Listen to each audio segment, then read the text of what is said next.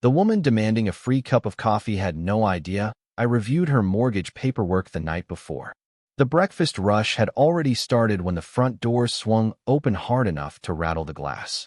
The smell of bacon, fresh biscuits, and dark roast coffee filled the air. Plates clattered. Waitresses moved between booths carrying stacks of pancakes. Regulars sat at the counter discussing weather, football, and local politics. It was the kind of busy Wednesday morning I enjoyed most. My name is Ethan Brooks, and I own Brooks Diner, a place that had served this town for nearly 15 years. Most people knew me as the guy behind the grill or the owner refilling coffee cups before customers even asked. What they did not know was that I spent my evenings managing a small investment company that specialized in distressed real estate notes and mortgage portfolios. I never advertised that part of my life. The diner paid my bills. The investments built my future. I preferred keeping the two worlds separate. Unfortunately, that morning, those worlds were about to collide. Linda Harper marched straight to the counter wearing a cream-colored blazer and the expression of someone who believed rules existed for other people. As president of the local HOA, she carried herself like a mayor, judge, and property inspector all rolled into one. Several customers immediately noticed her arrival. Linda had a reputation, not the kind earned through kindness. The kind earned through constant complaints, endless demands, and a belief that her position gave her special privileges. She stopped in front of the register and tapped her fingernails against the countertop. "My usual coffee," she said. One of my employees smiled politely and reached for a cup. Then Linda added something that made the room noticeably quieter. "No charge, of course." The waitress looked confused and glanced toward me. I stepped forward with a calm smile. "Good morning, Linda." She nodded. "Morning. Just have them ring it up as complimentary." I blinked once. Complimentary for what? Her expression hardened slightly.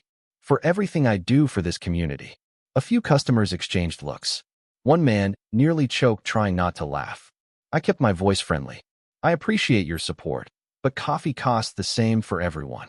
The silence that followed felt heavier than the cast iron skillet heating behind me. Linda stared at me as though I had spoken another language. "Excuse me?" she asked. "Everyone pays," I repeated.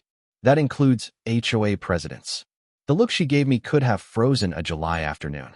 Around us, the diner continued operating, but people were definitely listening now. Linda leaned closer.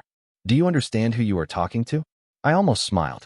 That question always fascinated me because it usually came from people who assumed titles created authority. "Of course," I said. "You are a customer ordering coffee." A few heads lowered behind menus. Someone near the back coughed suspiciously into a napkin. Linda's face turned bright red. "You know," she said, "businesses that refuse to support the community often find themselves facing problems." There it was. Not a request. A threat wrapped in polite language. I simply nodded. "Would you like the coffee?" She glared for several seconds before pulling a $5 bill from her purse and slapping it onto the counter. Then she grabbed her cup and stormed toward the door. Just before leaving, she turned around. "This is not over." The bell above the entrance jingled as she disappeared outside. Conversations slowly resumed. The breakfast rush continued. To everyone else, it probably looked like a minor disagreement over a cup of coffee. What nobody inside the diner knew was that less than 12 hours earlier, I had been reviewing a portfolio acquisition report inside my office safe. Buried inside that report sat a familiar address. And attached to that address was a familiar name, Linda Harper. After Linda left, the diner settled back into its normal rhythm, but the tension she carried through the door seemed to linger in the air like the smell of burnt toast. Customers returned to their conversations. Coffee cups clinked against saucers. The grill hissed as bacon cooked across the flat top. To everyone else, the incident was already becoming another small-town story that would be discussed for a few days and then forgotten. For me, it was something else entirely. That evening, after closing time, I locked the front door and flipped the sign to closed. The dining room became quiet except for the soft hum of refrigeration units and the distant sound of traffic passing on Main Street. I carried the day's receipts into my office, a small room behind the kitchen with a desk, a filing cabinet, and a heavy gray safe built into the wall. Most people assumed the safe held cash. In reality, it held paperwork. Lots of paperwork. Contracts, property records, investment documents. the kind of files that rarely attracted attention until they suddenly became very important. I entered the combination and opened the safe. Inside sat several folders from a recent acquisition package my investment company had completed 2 weeks earlier. The portfolio contained dozens of mortgage notes purchased from a regional financial institution. Most of them were routine. Families making payments on time. Properties with stable histories. Nothing unusual. Yet one file had caught my attention the night before. I pulled it from the stack and placed it on my desk. The name on the cover remained exactly where I remembered seeing it. Linda Harper. I leaned back in my chair and stared at the folder for several seconds. The coincidence still felt remarkable. Out of all the homeowners in the county, the person who spent that morning demanding free coffee happened to be connected to one of the notes included in my newly acquired portfolio. The file itself was completely ordinary. There was no scandal hidden inside. No missed payments. No dramatic legal issue. Just a mortgage agreement secured by a home inside the subdivision governed by the HOA Linda proudly controlled. I closed the folder and returned it to the safe. The information was private and protected. More importantly, it was irrelevant to the coffee dispute. At least for now. The next morning began before sunrise. I unlocked the diner at 5:30 and started preparing for another breakfast rush. The smell of fresh cinnamon rolls filled the kitchen. Delivery trucks arrived with produce and dairy products. By 7 o'clock, nearly every booth was occupied. Then my waitress Megan approached with a concerned expression. "You should probably see this," she said. She handed me a printed notice someone had taped to the front window overnight. It announced an upcoming HOA compliance review affecting local businesses located near subdivision property boundaries. At first glance, it looked official. The problem was that my diner was not inside the HOA. It never had been. I read the notice twice before folding it neatly and placing it in my pocket. Across town, Linda was apparently still thinking about that cup of coffee. The interesting part was not the notice itself. It was the timing. Because for the first time, I began wondering whether her reaction had less to do with caffeine and more to do with control. And if that was true, our disagreement was only getting started. The notice stayed folded in my shirt pocket all day. Not because it worried me. Because it interested me. There is a difference. Worry comes from uncertainty. Interest comes from patterns. And over the years I had learned that people who enjoy authority often leave patterns behind when they try to use it. By Friday morning, those patterns were becoming easier to see. The breakfast crowd filled nearly every seat in the diner. The smell of fresh coffee drifted through the room. Sunlight poured through the front windows and reflected off chrome fixtures that had been part of the building since the 1950s. Everything felt normal until Megan walked over carrying another piece of paper. "You got another one," she said. This time it was a complaint notice. According to the document, several residents had concerns about delivery trucks arriving too early in the morning. I read it carefully. Then I smiled. The complaint listed subdivision regulations that did not apply to my property. The diner sat outside HOA jurisdiction entirely. Anyone familiar with the boundary maps knew that. Someone was either remarkably uninformed or hoping nobody would check the details. I pinned the notice to a bulletin board in my office beside the first one. By lunchtime, a third complaint arrived. This one questioned exterior signage. Again, the cited regulations had nothing to do with my business. 3 notices in less than 48 hours. The pattern was becoming obvious. That evening, after closing, I sat in my office reviewing invoices when my phone rang. The caller was Thomas Reed, a local attorney who occasionally reviewed investment transactions for me. "I heard your HOA president has been busy," he said. News traveled fast in small towns. I laughed. Apparently, a cup of coffee was worth launching an administrative campaign. Thomas chuckled. Then his tone became more serious. "You are documenting everything, right? Every notice, every complaint, every date." "Good," he said. "People usually tell their own story if you give them enough time." After the call ended, I opened the safe again. The mortgage portfolio remained exactly where I left it. Several folders sat neatly stacked inside. Linda's file remained among them. I did not remove it. I did not need to. The simple fact that it existed was enough. What fascinated me was the contrast. During the day, Linda acted like someone holding all the leverage. Meanwhile, she had no idea that a completely different set of documents connected our lives in a way she never imagined. The following Monday brought another surprise. A county inspector arrived at the diner shortly after 9 o'clock.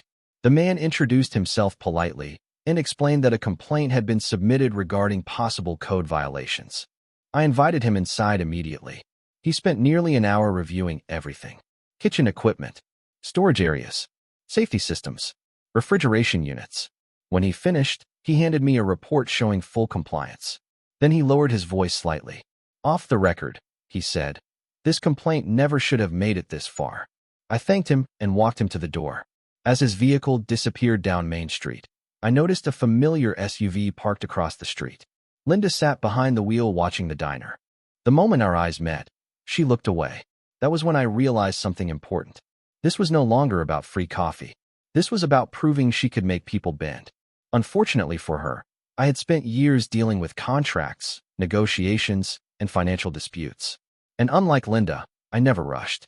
Because the most powerful information is often the information nobody knows you have.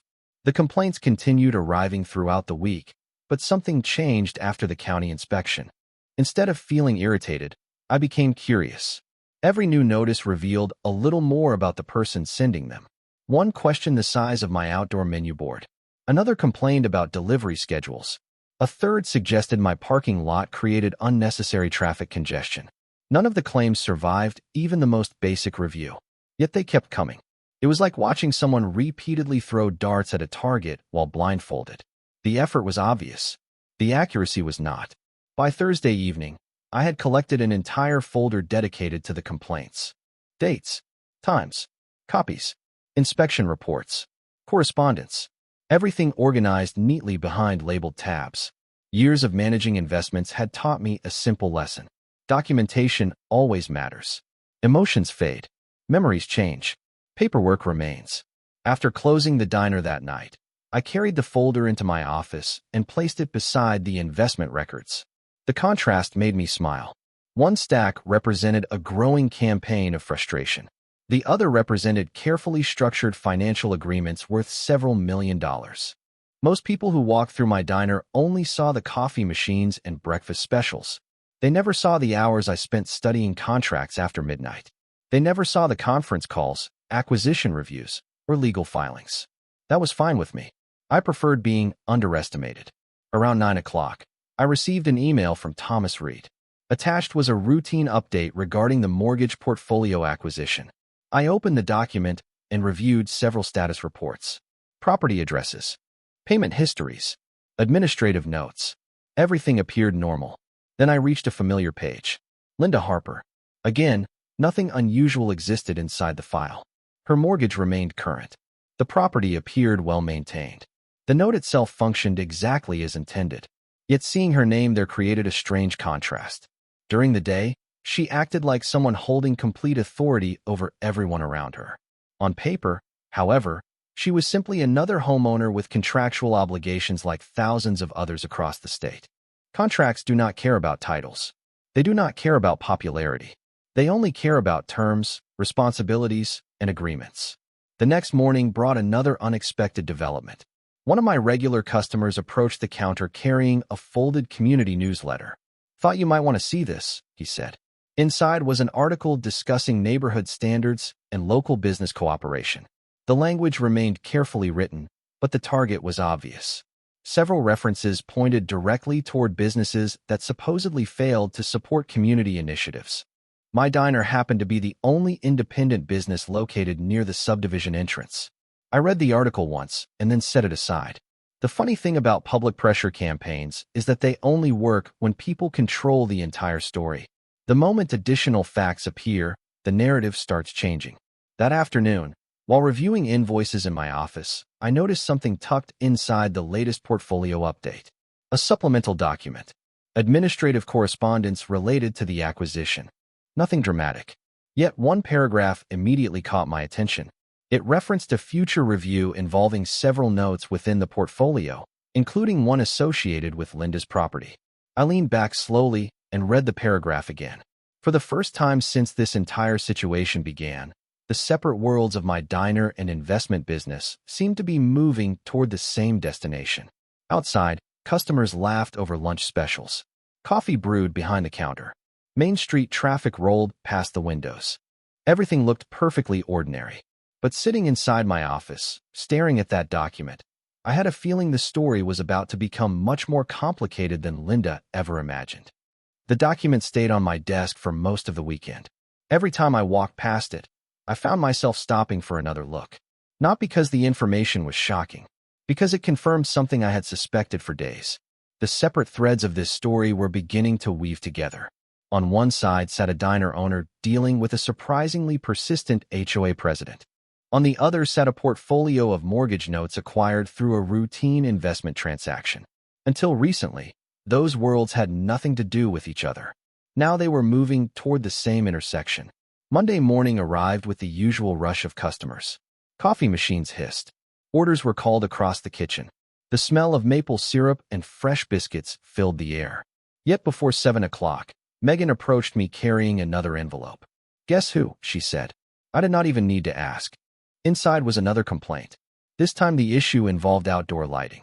According to the letter, my parking lot lights allegedly created a nuisance for nearby residents. The accusation would have been amusing if it were not so predictable. The fixtures had not changed in years. County inspectors had approved them repeatedly. Once again, the complaint cited regulations that had no authority over my property. I added the document to the growing folder in my office. The folder was becoming thick enough to require a second binder clip. Later that afternoon, Thomas Reed stopped by the diner for lunch. He ordered a turkey sandwich and joined me in the office after finishing his meal. I handed him the complaint file. He spent several minutes reading through the documents. "This is becoming a pattern," he said. "That is exactly what I thought," I replied. Thomas nodded slowly. Patterns become important when they show intent. We spent the next hour discussing nothing related to coffee, diners, or HOA politics. Instead, we reviewed the investment portfolio. Several administrative updates had arrived over the weekend, including the supplemental review mentioned in the previous correspondence. Thomas examined the documents carefully before looking up at me. "You understand what this means, right?" he asked. I did. The review was routine, but it formally confirmed ownership and servicing authority across multiple notes in the portfolio, including one connected to Linda's property.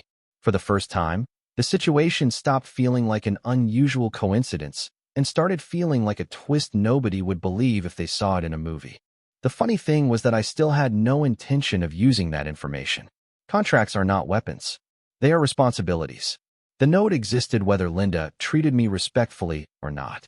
Yet there was something undeniably ironic about the situation. Every day, she acted as though she possessed complete leverage. Every day, she threatened consequences over a cup of coffee.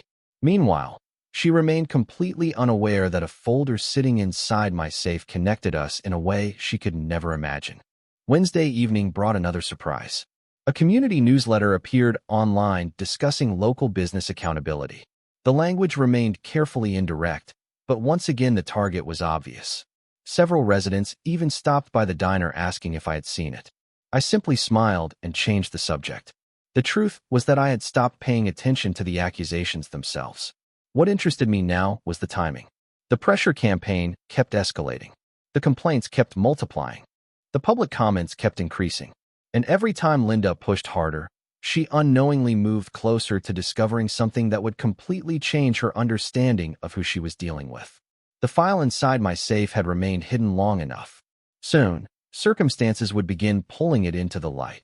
The following week began with something I had not expected. Silence. No new complaints appeared on Monday. No notices arrived Tuesday morning.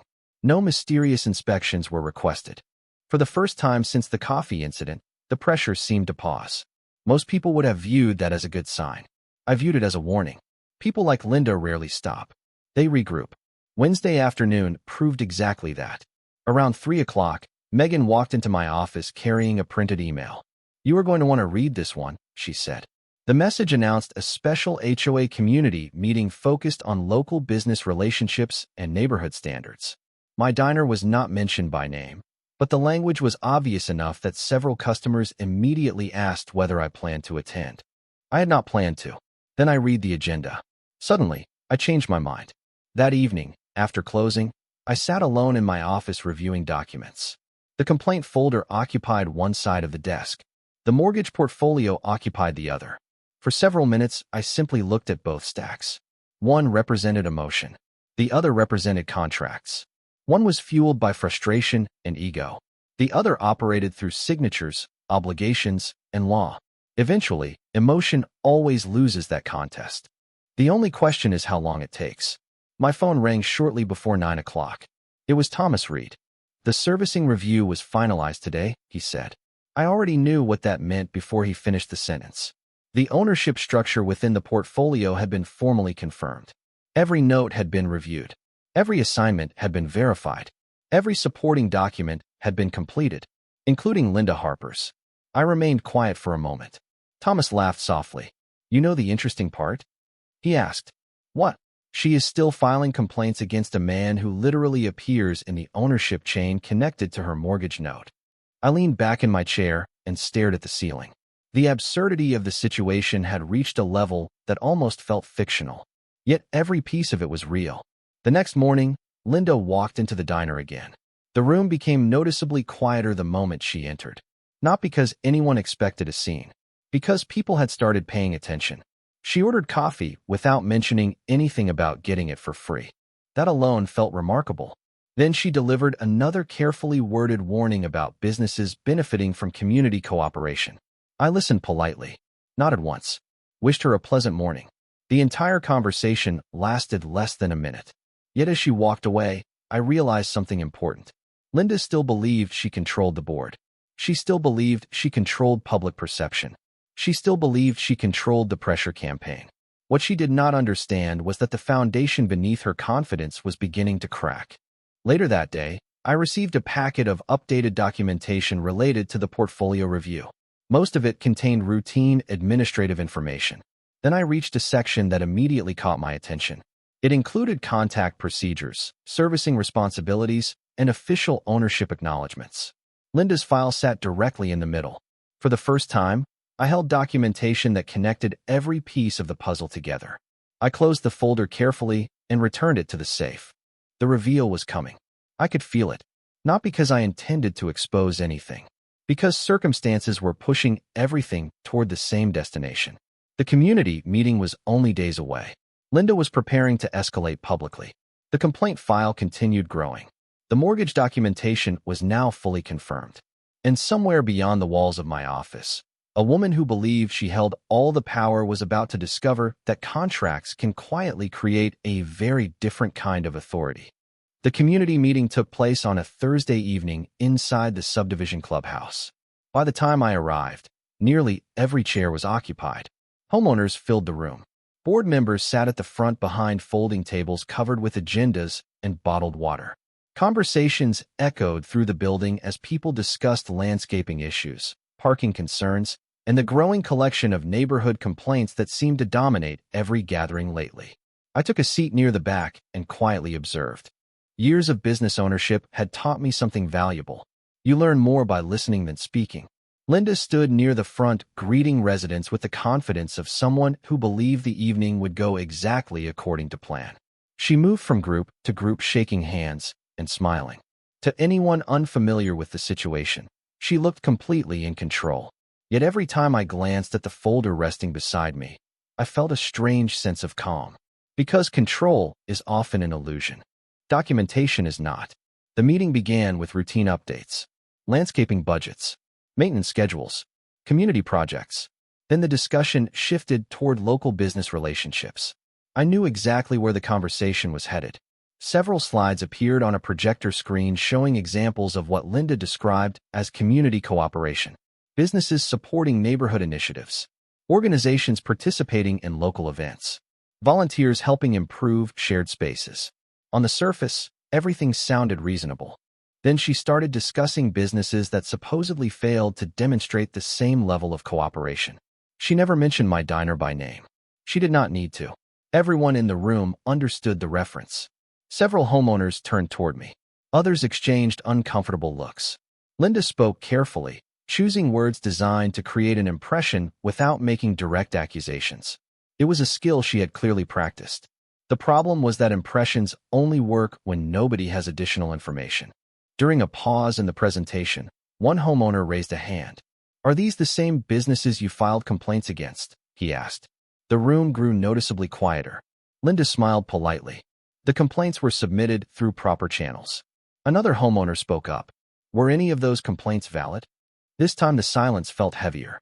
Linda adjusted a stack of papers before answering. The purpose was ensuring compliance. Several people frowned. They had clearly heard the same rumors circulating around town. County inspections, dismissed complaints, repeated notices.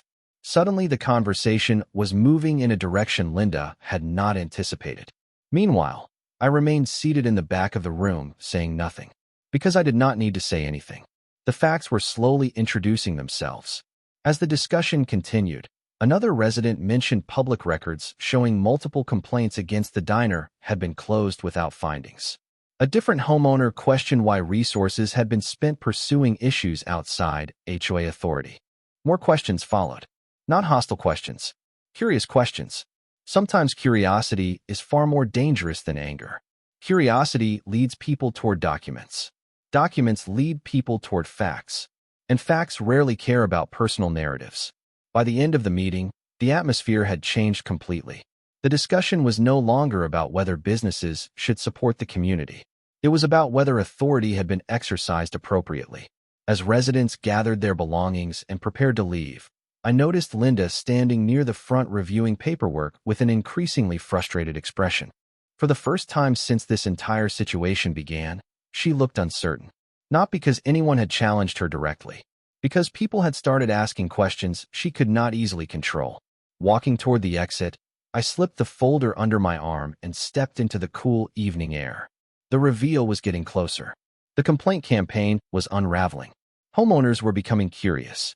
And hidden inside a secure file resting less than 20 feet away sat a financial connection that would soon transform every assumption Linda had about who truly held leverage in this story. The Monday after the community meeting felt different. Not because anyone said anything directly. Because people had started connecting dots. Customers who previously ignored neighborhood politics suddenly asked questions. Homeowners stopped by the diner for lunch and casually mentioned the discussion at the clubhouse. Several admitted they were surprised by how many complaints had been filed. Others seemed more interested in understanding why those complaints had failed. The narrative was shifting. Once people start examining facts for themselves, narratives almost always shift. Around noon, I received a call from Thomas Reed. "Do you have a few minutes?" he asked. The tone of his voice immediately caught my attention. 15 minutes later, he arrived carrying a slim leather portfolio. We sat in my office behind the diner while the lunch crowd filled the dining room outside. Thomas opened the portfolio and carefully removed several documents. "Administrative review is complete," he said. "Everything has been finalized." I already knew what he meant. Still, hearing the words out loud made the situation feel more real. The ownership records, servicing assignments, and transfer documentation associated with the mortgage portfolio had all been formally verified. Every signature, every filing, every legal requirement, everything was complete. Thomas slid one page across the desk. "You should keep a copy for your records." I looked down at the document. There it was, clear as day. Official confirmation connecting one specific mortgage note to the investment entity I controlled. And attached to that note was a familiar property owner, Linda Harper. I set the paper down and laughed softly. Not because I found it funny. Because the contrast had become almost unbelievable. For weeks, Linda had acted as though she held all authority in our conflict. She filed complaints, organized pressure campaigns, used community influence, delivered warnings. Yet the entire time, a completely separate layer of reality existed beneath the surface. A layer built on contracts rather than opinions, on legal obligations rather than social status, on signatures rather than speeches. That afternoon, something unexpected happened. Linda walked into the diner. Not for a confrontation, not for a complaint, just coffee. At least that was how it appeared. She approached the counter and ordered quietly. No speeches, no warnings, no references to community cooperation. Several regular customers noticed the change immediately. So did I. As I filled her cup, she glanced around the dining room. People were watching. Not openly, but enough to make the atmosphere feel different. Public perception had started moving beyond her control. She thanked me and turned toward the door. Then she paused. "You seem awfully calm lately," she said. I smiled. "Good coffee helps." She stared at me for a second as though trying to solve a puzzle. Then she left. That evening, I reviewed the finalized documentation one last time before returning it to the safe. The file no longer felt like a coincidence. It felt like a countdown. Not because I planned to reveal anything, because circumstances were moving in that direction on their own. The complaints had created questions. The community meeting had created curiosity.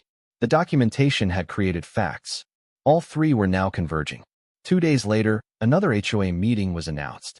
This one promised discussions regarding governance, transparency, and community trust. Reading the notice, I immediately understood what was happening. Residents wanted answers. They wanted accountability. They wanted facts. And sitting quietly inside my office safe was one fact capable of changing the entire conversation. For the first time since this story began, I had a feeling Linda was about to discover that real authority is rarely the loudest voice in the room. Sometimes it is simply the person holding the paperwork. The final HOA meeting drew a larger crowd than anyone expected. By the time I arrived, residents were standing along the walls because every chair inside the clubhouse was occupied. The atmosphere felt different from previous meetings. Less comfortable, more curious. People were no longer interested in rumors. They wanted answers. Over the previous weeks, too many complaints had failed. Too many questions had surfaced. Too many conversations had taken place around town. Linda sat at the front of the room reviewing notes while several board members spoke quietly among themselves. The confidence she once carried so effortlessly seemed diminished. Not gone, just thinner. The meeting opened with discussions about governance procedures and community transparency. Residents immediately began asking questions. How many complaints had been filed? How much HOA time had been spent pursuing businesses outside community jurisdiction? Why had county resources been involved when inspections repeatedly found no violations? One by one, the questions accumulated.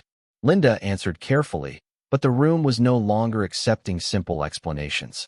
Facts had become more important than authority. Eventually, a homeowner stood and addressed the board directly. This all started because of a disagreement with a local business owner, correct? The room became silent. Linda hesitated. It lasted only a second, but everyone noticed. That was when I realized the story had already reached its conclusion. Not because someone won an argument, because people had begun recognizing the difference between influence and accountability. After the meeting ended, residents gathered in small groups discussing everything they had heard. Several board members remained behind reviewing documents. Linda stood alone near the front table. As people slowly left the clubhouse, she approached me. For a moment, neither of us spoke. Then she surprised me. I may have pushed things too far, she said quietly. It was not a dramatic apology. It was not emotional. It was simply honest. And honestly, that mattered more. I nodded. Probably. She looked down before giving a small laugh. All this over a cup of coffee. Usually it is never about the coffee, I said. For the first time, she smiled. A tired smile. The kind people wear when they finally understand something they had been resisting. Then she asked a question that changed everything. There is something I have been hearing lately. People keep saying you are involved in real estate investments. Is that true? I considered the question carefully before answering. Among other things. Her eyes narrowed slightly. Not suspiciously. Curiously. I never really knew much about you. I smiled. Most people do not. A few days later, through a series of completely routine administrative communications related to portfolio servicing, Linda eventually learned what I had known from the beginning. The mortgage note connected to her property existed within an investment portfolio ultimately controlled by my company. There was no confrontation, no threat, no dramatic scene, just paperwork. Accurate, legal, boring paperwork. Yet the revelation changed her perspective immediately.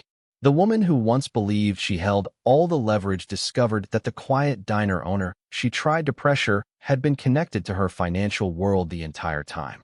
The irony was impossible to ignore. In the months that followed, the complaints stopped. The newsletters stopped. The pressure campaign stopped. The diner remained busy. Customers kept coming. Coffee kept brewing before sunrise every morning. Occasionally, Linda still visited. She paid for every cup without discussion. We exchanged polite greetings. Nothing more. Looking back, the lesson was never about winning. It was about patience. People obsessed with power often assume the loudest voice controls the room. But real authority rarely announces itself. Sometimes it sits quietly behind a counter pouring coffee. Sometimes it rests inside a locked safe filled with contracts. And sometimes justice arrives not through revenge, anger, or public humiliation, but through the simple moment someone finally realizes they never understood who they were dealing with in the first place.